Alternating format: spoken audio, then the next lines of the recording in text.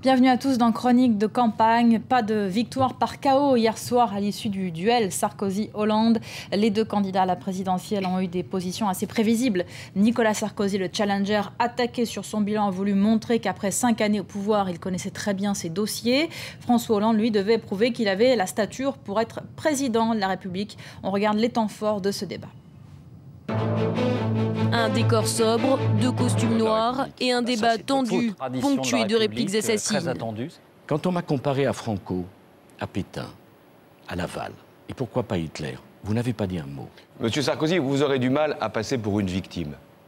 Première minute d'un duel qui sera virulent, rappel des propositions et bataille de chiffres. Pendant plus de 2h30, les deux finalistes sont opposés, interrogés et souvent même accusés. Dans votre volonté de démontrer l'indémontrable, vous mentez. Ça vous reprend. Ça y est, c'est décidément un leitmotiv qui devrait pour moi être insupportable, mais qui, dans votre bouche, finit par être une habitude. Calme mais incisif, François Hollande a renvoyé sans cesse Nicolas Sarkozy à son bilan. Vous avez augmenté les prélèvements obligatoires sous votre quinquennat de près d'1,5 point. C'est quand même tout sauf l'équité et l'égalité. De son côté, Nicolas Sarkozy est très vite passé à l'offensive. Le candidat de l'UMP a attaqué le programme de son rival socialiste, à commencer par sa promesse d'engager 60 000 enseignants durant le prochain quinquennat. Nous avons le taux d'encadrement le plus élevé de l'OCDE. Vous trouvez qu'on a les résultats qu'on mérite? Vous trouvez que tout va bien? Vous trouvez que les professeurs sont heureux et que les enfants sont épanouis dans l'école de la République? Vous trouvez qu'on ne peut pas faire mieux? Que le seul problème est un problème de quantité? Le problème, c'est un problème de qualité. Fiscalité, dette, chômage, Europe, immigration, nucléaire, questions internationales, tous les sujets ont été abordés. La seule annonce de la soirée, elle a été formulée par François Hollande. Sur la viande halal, que les Français sachent bien que sous ma présidence, rien ne sera toléré en termes de présence de viande halal dans les cantines de nos écoles. Au terme de la soirée, les deux candidats ont dessiné la présidence qu'ils comptaient conduire, tournée vers la jeunesse pour François Hollande. Nicolas Sarkozy, lui, évoque un monde dangereux dans lequel il faut tenir le cap. Les Français n'ont plus que 3 jours pour faire leur choix. Merci beaucoup. Et bien sûr, ce débat fait la une de tous nos journaux ce matin. On va voir ça avec vous.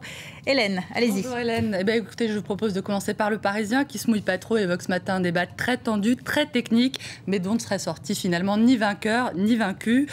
Trop tendu et trop technique, analyse Les Échos en évoquant un débat à couteau tiré, au cours duquel François Hollande, pugnace, a mis l'accent sur le bilan, tandis qu'un Nicolas Sarkozy offensif a défendu, lui, sa capacité à présider. Trop tendu et trop technique, ce débat dont on attendait beaucoup, trop sans doute.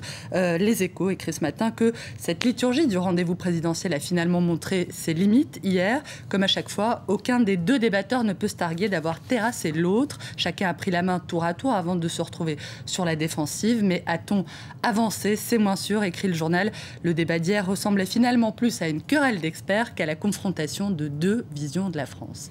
Le Figaro, lui en tout cas, a trouvé son vainqueur et sans surprise, c'est le président sortant. Le journal parle d'un débat effectivement sous tension qui a vraiment permis d'opposer deux visions de la France. Une vision moderne qui sera celle évidemment de Nicolas Sarkozy et une vision ancienne, celle de son adversaire François Hollande, le chef d'une gauche française qui aurait plus de talent pour parler de son passé que pour imaginer l'avenir. D'après le Figaro, François Hollande, un candidat au langage daté à la gauche disparate, de défauts qui pourraient finalement permettre à Nicolas Sarkozy, du moins c'est ce qu'espère le Figaro, de l'emporter sur le fil.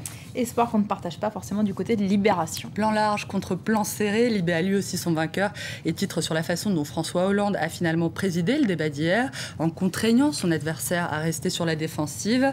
Haute tension pour le Figaro, tension tout court pour Libé. Le match après le match avec ce verdict sans appel de Libération sur la prestation et le quinquennat de Nicolas Sarkozy. Finalement, le président sortant aura été dans le refus constant d'assumer son bilan.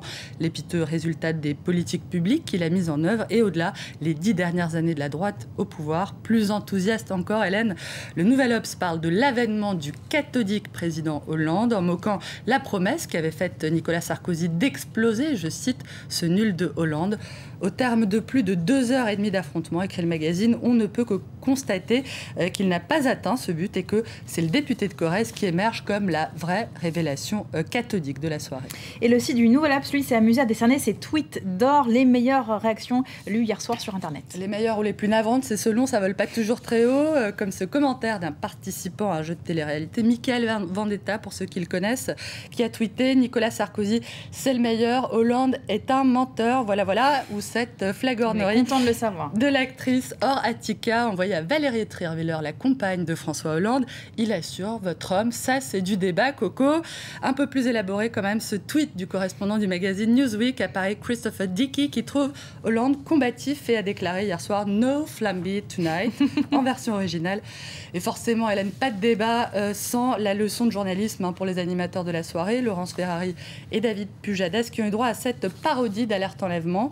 Nous recherchons actuellement 2 journalistes ayant normalement pour but de gérer le débat. L'un porte une perruque, l'autre fait les yeux doux à Sarkozy. La dernière fois que nous les avions aperçus, ils jouaient au Scrabble sur un plateau télé.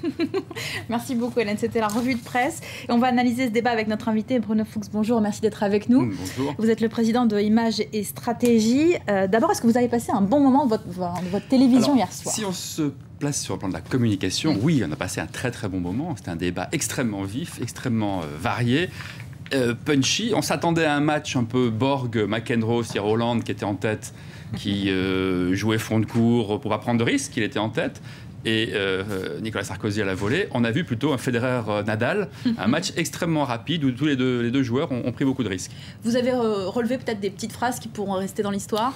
Oui, enfin dans l'histoire, je ne sais pas, mais des petites phrases en tout cas. Oui, il y a la phrase de François Hollande qui dit vous ne pouvez pas vous ériger en victime. Il y a la phrase aussi qui dit moi, vous voulez les riches. Attendez, c'est cette phrase exacte que je vais essayer de vous retrouver, mais vous devez la voir. Vous voulez moins de riches, moi je veux moins de pauvres, c'est ça? Voilà, exactement. Ouais. Donc il y a eu quelques phrases de cette nature-là, mais pas de phrases mythiques au sens des débats de 74 et 81. Alors Médiamétrie nous dit ce matin qu'il y a eu un peu moins de 18 millions de téléspectateurs. Est-ce que c'est une déception? On en attendait un petit peu plus quand même? Non, parce que, oui, un peu plus certainement, mais c'est pas ça qui fait l'enjeu. On n'est pas 1 ou 2 millions près. Les commentaires le lendemain font de telle sorte que tout le monde est au courant de ce débat. Et on voit que le débat est important et que les commentaires du lendemain sont également importants. La façon dont vous et nous analysons le débat fait aussi l'opinion publique. Oui. Quel était d'après vous l'enjeu pour les 2 candidats? On a vu qu'ils avaient quand même des positionnements assez différents hier soir. Alors, l'enjeu était assez simple pour Nicolas Sarkozy. Il avait du retard à faire. Il devait,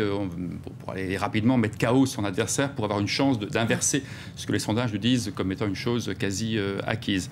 Je pense qu'il n'a pas réussi à le faire. Dans la mesure où le match est au moins nul, c'est François Hollande qui a gagné, puisqu'il conserve ses positions.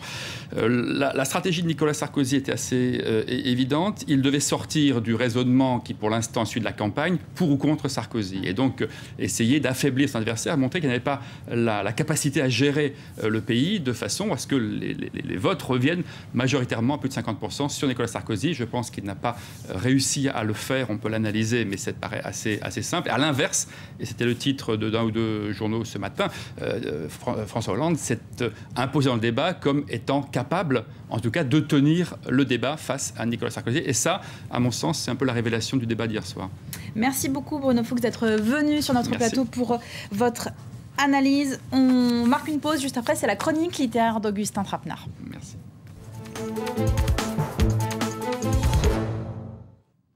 À suivre donc la chronique. Toutes les semaines, l'actualité de la voile et des sports nautiques des 5 continents est sur France 24. Retrouvez les compétitions et les grands événements maritimes de la planète. Suivez les salons, les avancées technologiques. Partagez les valeurs de solidarité, d'esprit d'équipe qui fédèrent tous les passionnés de la mer. Avec Rémi Pelletier, venez à la rencontre de tous les amoureux de l'eau.